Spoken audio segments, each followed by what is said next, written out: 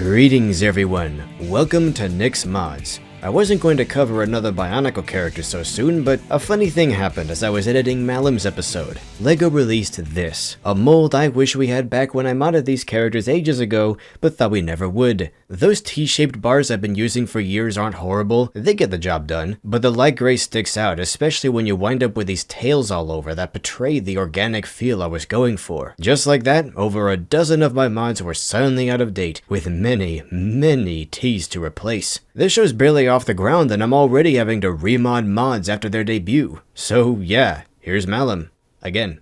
Alright, bye. Okay. Meet Gresh, Baramagna's resident cinnamon roll.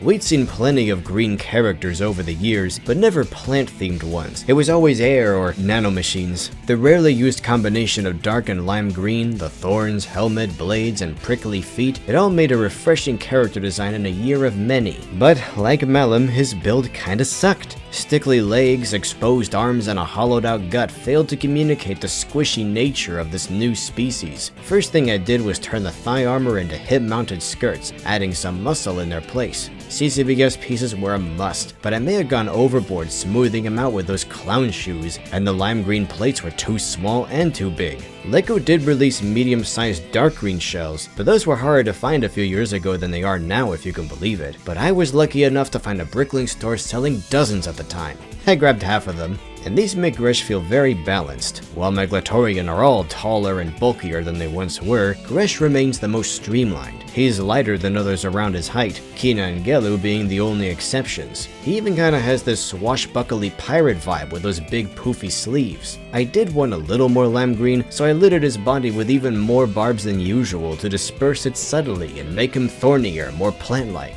I even added a couple of black thorns and this texture that looks like a spine. Also took a page from the Protector of Jungle with those vine-like sensory organs. But however fleshy, Gresh is still a cyborg. So where I took most of his mechanical details away, I added some in places, like a Toametu chest cover as pelvic reinforcement like in the movie, what would normally be front thigh armor on the inside, and even a heartlight like Toe and Matoran have, as much as it doesn't make sense.